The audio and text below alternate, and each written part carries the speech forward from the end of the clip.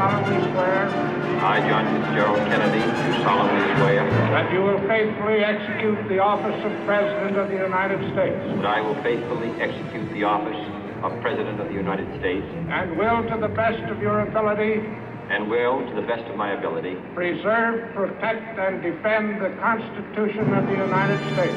preserve, protect, and defend the Constitution of the United States. So help me God. So help me God.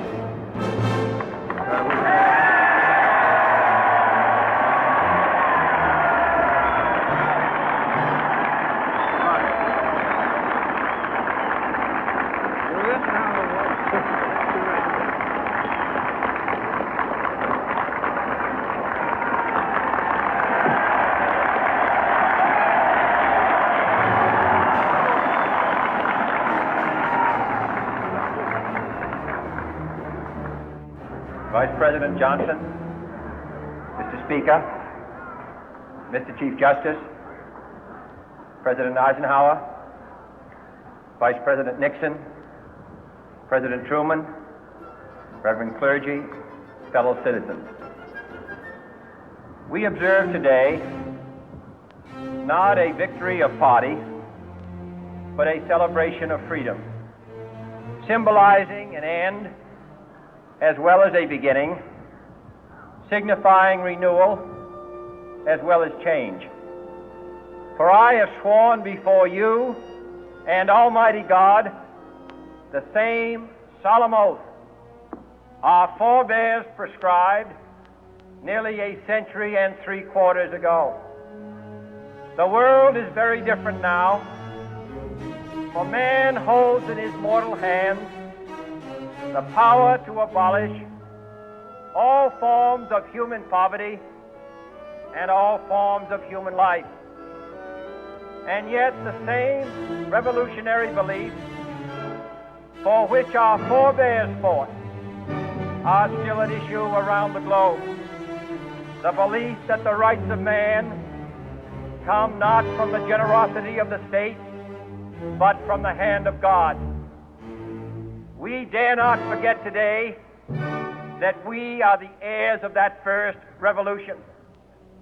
Let the word go forth from this time and place to friend and foe alike that the torch has been passed to a new generation of Americans born in this century, tempered by war, disciplined by a hard and bitter peace, proud of our ancient heritage, and unwilling to witness or permit the slow undoing of those human rights to which this nation has always been committed and to which we are committed today at home and around the world.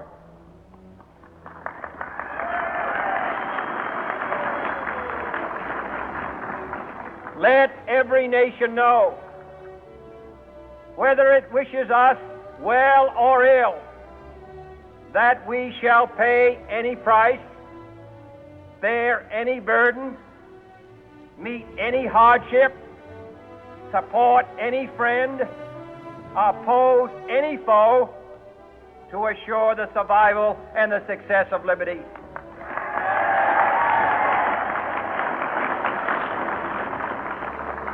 This much we pledge and more.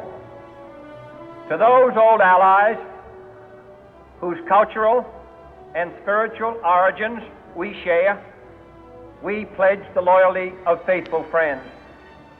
United, there is little we cannot do in a host of cooperative ventures. Divided, there is little we can do, for we dare not meet a powerful challenge at odds and split asunder. To those new states whom we welcome to the ranks of the free, we pledge our word that one form of colonial control shall not have passed away, merely to be replaced by a far more iron tyranny. We shall not always expect to find them supporting our view, but we shall always hope to find them strongly supporting their own freedom and to remember that in the past, those who foolishly sought power by riding the back of the tiger ended up inside.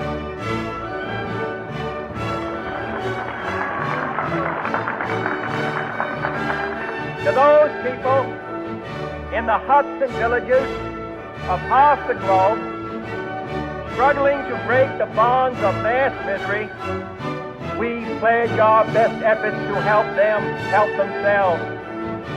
For whatever period is required, not because the communists may be doing it, not because we seek their vote, but because it is right. If a free society cannot help the many who are poor, it cannot save the few who are rich.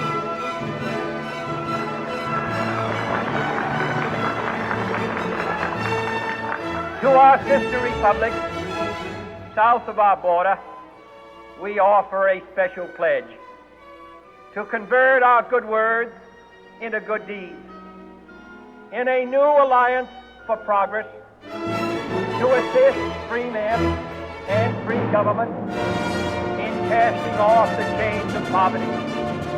But this peaceful revolution of hope cannot become the prey of hostile powers. Let all our neighbors know that we shall join with them to oppose aggression or subversion anywhere in the Americas. And let every other power know that this hemisphere intends to remain the master of its own house.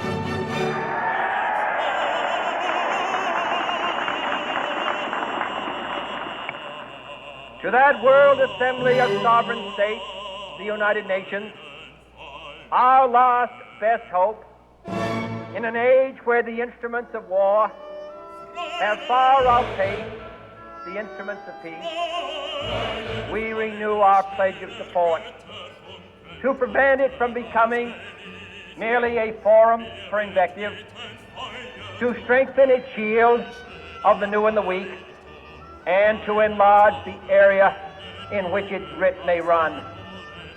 Finally, to those nations who would make themselves our adversary, we offer not a pledge, but a request that both sides begin anew the quest for peace. Before the dark powers of destruction, unleashed by science, engulf all humanity in planned or accidental self-destruction. We dare not tempt them with weakness, for only when our arms are sufficient beyond doubt can we be certain beyond doubt that they will never be employed. But neither can two great and powerful groups of nations take comfort from our present course, both sides overburdened by the cost of modern weapons, both rightly alarmed by the steady spread of the deadly atom, yet both racing to alter that uncertain balance of terror that stays the hand of mankind's final war. So let us begin anew, remembering on both sides that civility is not a sign of weakness, and sincerity is always subject to proof. Let us never negotiate out of fear, but let us never fear to negotiate.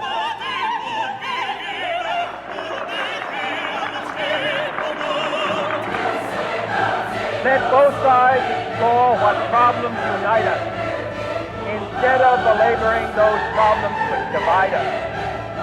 Let both sides, for the first time, formulate serious and precise proposals for the inspection and control of arms, and bring the absolute power to destroy other nations under the absolute control of all nations.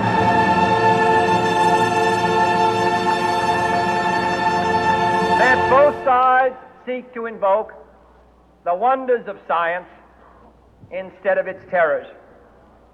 Together, let us explore the stars, conquer the deserts, eradicate disease, tap the ocean depth, and encourage the arts and commerce. Let both sides unite to heed in all corners of the earth the command of Isaiah to undo the heavy burden and let the oppressed go free. And if a beachhead of cooperation may push back the jungle of suspicion, let both sides join in creating a new endeavor, not a new balance of power, but a new world of law, where the strong are just, and the weak secure, and the peace preserved.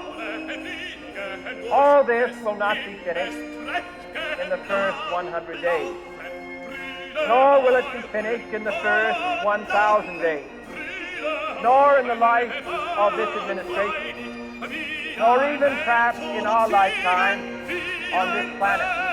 But let us begin.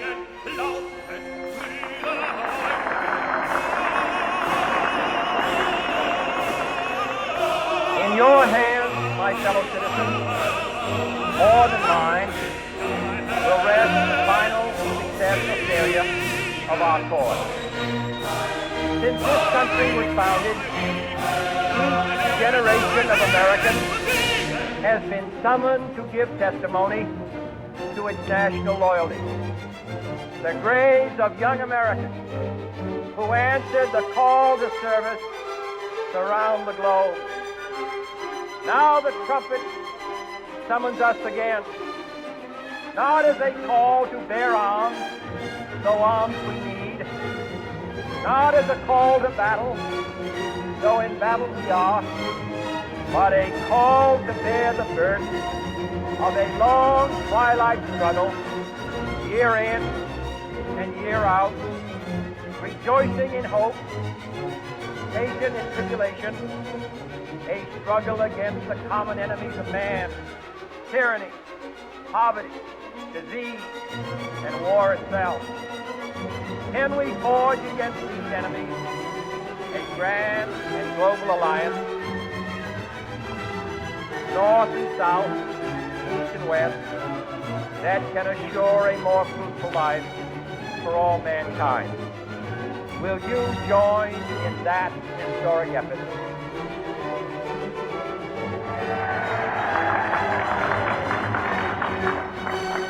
In the long history of the world, only a few generations have been granted the role of defending freedom in its hour of maximum danger.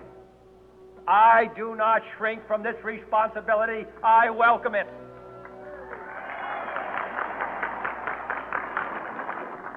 I do not believe that any of us would exchange places with any other people or any other generation. The energy, the faith, the devotion which we bring to this endeavor will light our country and all who serve it. And the glow from that fire can truly light the world. And so, my fellow Americans, ask not